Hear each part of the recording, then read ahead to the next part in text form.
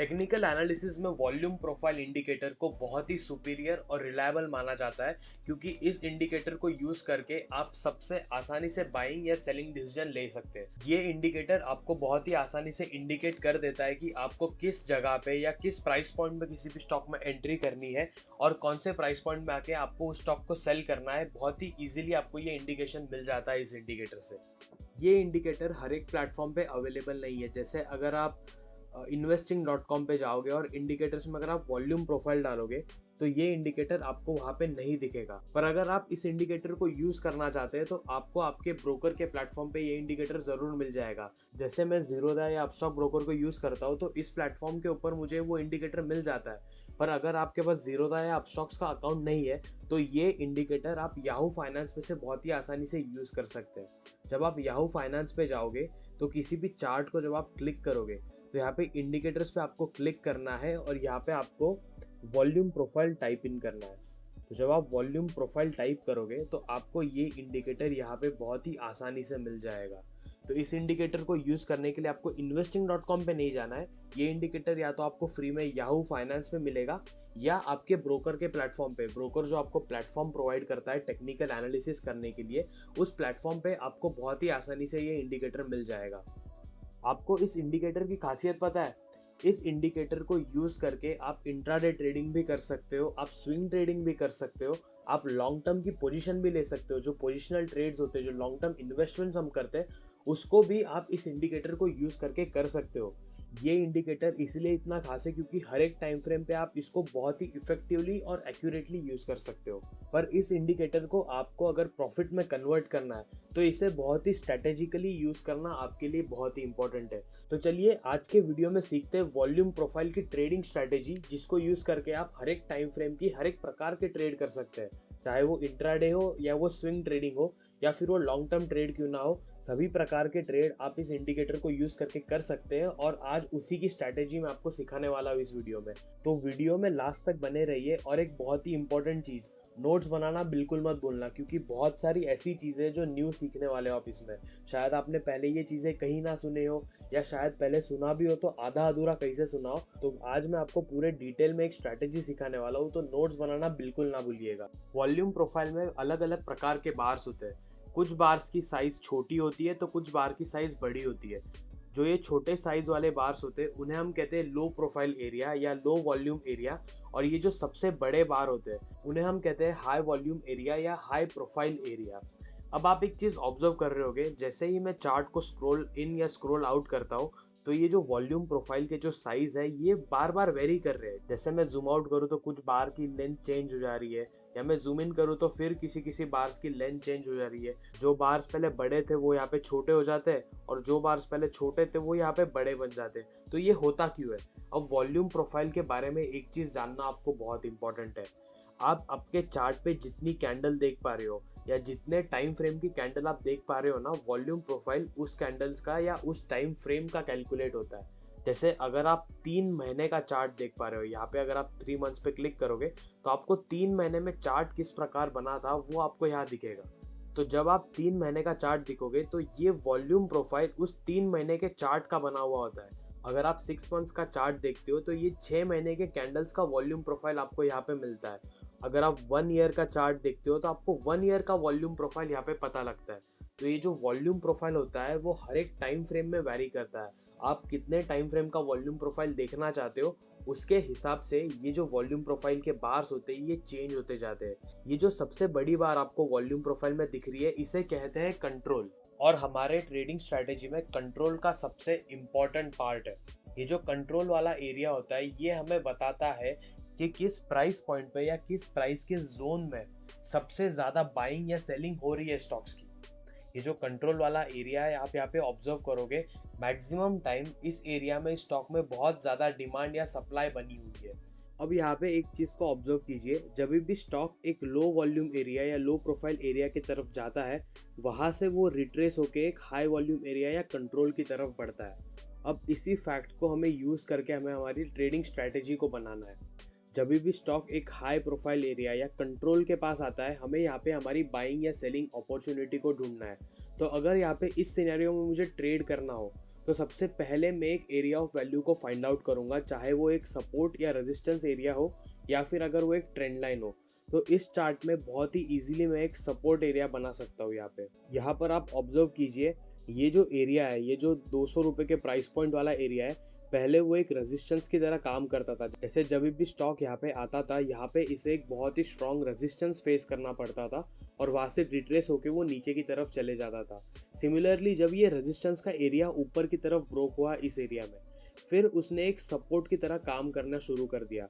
अगर आप support and resistance के फंडामेंट्स के बारे में नहीं जानते तो मेरी सपोर्ट एंड रेजिस्टेंस वाली वीडियो को ज़रूर देखना, वहाँ पे आप पूरी तरीके से सीख जाओगे इस चीज़ को। तो जैसे मैंने आपको बताया, जब ये स्टॉक ऊपर की तरफ या नीचे की तरफ जाता है किसी भी लो प्रोफाइल एरिया के पास, किसी भी लो वॉल्यूम एरिया के पास, वहाँ से वो रिवर्स करके फिर से अपने कंट्रोल के पास आ जाता है। तो जैसे हम देख पा रहे हैं कि कंट्रोल इसका इस एरिया में है। जैसे 200 से 210 की जो रेंज है, यहाँ पे इसका कंट्रोल या फिर डिमांड जोन बहुत ही स्ट्रॉन्ग है। तो जब भी स्टॉक यहाँ पे ऊपर की तरफ गया लो वॉल्यूम एरिया के पास, वहाँ से वो रिट्रेस करके फिर से अपने कंट्रोल के पास आ गया। सिमिलरली यहाँ पे जब वो ऊपर की तरफ गया, यहाँ पे आपको लग रहा होगा कि ये जो रेजिस्टेंस वाला एरिया था ब्रेक हो गया, ऊपर की तरफ स्टॉक चला गया और आईटीसी में एक अपमूव स्टार्ट हो गया, बट ऐसा बिल्कुल नहीं था। जब वो स्टॉक ऊपर जा रहा था तो यहाँ पे एक लो प्रोफाइल था, बहुत ही ज़्यादा लो वॉल्यूम से यहाँ पे, जिसके वजह से ये मूव सस्टेन नहीं हो पाया और ये फिर से अपने कंट्रोल के पास आ गया। तो अगर आपको इस स्टॉक में बाइंग या सेलिंग अपॉर्चुनिटी को फाइंड आउट करनी हो तो आपको वेट करना है कि ये स्टॉक कब अपने कंट्रोल के पास आए। तो जब ये स्टॉक यहाँ पे अपने कंट्रोल के पास आए, जहाँ पे एक सपोर्ट एरिया है, जो ये बहुत स्ट्रॉन्ग सपोर्ट एरिया है, जहाँ पे मल्टीपल टाइम्स टेस्टिंग हुई है, पहले यहाँ पे इसकी टेस्टिंग हुई, अब यहाँ पे मल्टीपल टाइम्स इसकी टेस्टिंग होके एक स्ट्रॉन्ग सपोर्ट एरिया ये बन गया है। तो यहाँ पे आपको इंतज़ार करना है कि ये स्टॉक कब इस सपोर्ट एरिया के पास आए और यहाँ पे कोई बुलिश पैटर्न मिले या आपको कोई ऐसा एक बुलिश इंडिकेशन यहाँ पे मिले, जिसके बेस के ऊपर यहाँ पर आप बहुत ही simple buying opportunity find out कर सकते हो और अच्छा खासा प्रॉफिट कमा सकते हो। अब ये जो है, ये वन डे के कैंडल का चार्ट है और एक बड़े टाइम फ्रेम का चार्ट है। तो ऐसे केस में जब आप एक अपॉर्चुनिटी को ढूंढोगे तो ये एक लॉन्ग टर्म ट्रेडिंग अपॉर्चुनिटी होगी, ना कि एक शॉर्ट टर्म ट्रेडिंग अपॉर्चुनिटी, क्योंकि हम एक लंबे समय का चार्ट देख रहे हैं और उसके कंट्रोल के पास बाइंग कर रहे हैं। तो हमारा टारगेट भी एक लंबे समय का होगा, एक लॉन्ग टर्म इन्वेस्टमेंट की तरह आपको इसमें ट्रेड करना होगा।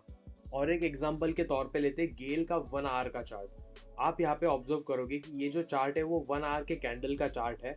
एंड जब ये डाउन मूवमेंट आ रही थी, जब ये स्टॉक नीचे की तरफ बढ़ रहा था, तो वॉल्यूम प्रोफाइल को यहाँ पे ऑब्जर्व कीजिए। वॉल्यूम प्रोफाइल के वॉल्यूम बार्स बहुत ही छोटे हो गए।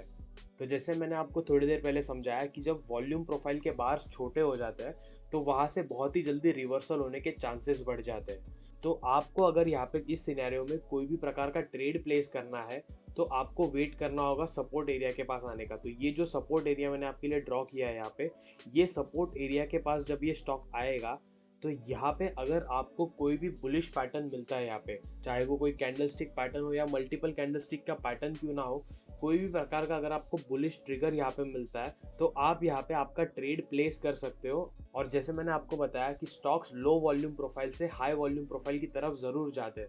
तो यहाँ से आपका मिनिमम टारगेट, ये जो कंट्रोल आपको यहाँ पे दिख रहा है ना, जहाँ पे बहुत ही ज़्यादा हाई वॉल्यूम से, यहाँ पे आपका मिनिमम टारगेट बहुत ही अच्छे से अचीव हो सकता है। ये किसी भी प्रकार की स्टॉक टिप या रिकमेंडेशन नहीं है, ये सिर्फ आपके लर्निंग पर्पस के लिए, ताकि आप इस कंसेप्ट को बहुत ही अच्छे से समझ पाओ और इस स्ट्रैटेजी को यूज़ करके आप फ्यूचर में अच्छे से प्रॉफिट कमा पाओ।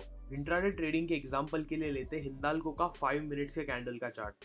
तो जब यहाँ पे आप ऑब्जर्व करोगे, जब ये चार्ट यहाँ पे नीचे आया, जब प्राइस नीचे गिर रहा था, तो वॉल्यूम प्रोफाइल की बार्स की तरफ देखिए, ये बार्स छोटे छोटे होते जा रहे थे। और जैसे मैंने आपको बताया, जब वॉल्यूम प्रोफाइल के बार्स छोटे होते तो वहाँ से रिवर्सल बहुत ही जल्दी आ जाता है। तो ये सपोर्ट एरिया के पास जब इस स्टॉक की प्राइस आ रही थी तो वॉल्यूम के बार्स गिर रहे थे और यहाँ से अगर आपको कोई बुलिश पैटर्न यहाँ पे मिलता है तो जब आप यहाँ पे ऑब्जर्व करोगे, यहाँ पे आपको बहुत सारी बुलिश कैंडल्स मिल जाएगी और कंफर्मेशन आने के बाद अगर आप यहाँ पे ट्रेड प्लेस करते थे तो आपका इंट्राडे का टारगेट मिनिमम यहाँ पे 455 रुपीज़ के आसपास होता, जो एक बहुत ही अच्छा ट्रेड होता।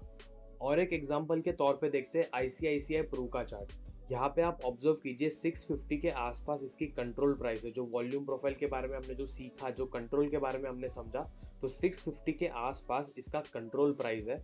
और जब आप ऑब्जर्व करोगे, ये स्टॉक की प्राइस जब कंट्रोल से नीचे की तरफ जा रही थी, जब ये स्टॉक यहाँ से गिर रहा था तो वॉल्यूम प्रोफाइल के बार्स भी गिर रहे थे। इसका सिंपल सा मतलब है जो मैंने आपको एक्सप्लेन किया कि यहाँ से रिवर्सल बहुत ही जल्दी आने वाला है।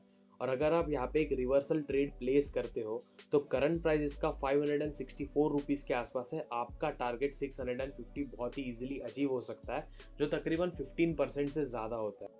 एक बोनस एग्जांपल के तौर पे भारतीय एयरटेल का वीकली चार्ट देखते हैं। ये आपके लिए एक मल्टीबैगर एग्जांपल भी हो सकता है, तो बहुत ही ध्यान से देखिएगा। ये वीकली चार्ट पे इस प्राइस पॉइंट के 290 के प्राइस पॉइंट के आसपास बहुत ही तेज कंसोलिडेशन हो रहा था और वॉल्यूम प्रोफाइल के बार्स भी यहाँ पे बहुत ज़्यादा बड़े थे और इसका कंट्रोल भी यहीं पे था। तो जब आप ऑब्जर्व करोगे कि इतने सालों से जब यहाँ पे कंसोलिडेशन चल रहा था तो क्लियरली कोई ना कोई इस स्टॉक को इतने सालों से यहाँ पे अक्यूमुलेट कर रहा था। और जब ये रेजिस्टेंस एरिया ऊपर की तरफ ब्रेक हुआ तो इस स्टॉक ने ऊपर की तरफ ब्रेकआउट कर दिया और ये एक मल्टीबैगर स्टॉक यहाँ से बन जाएगा अब।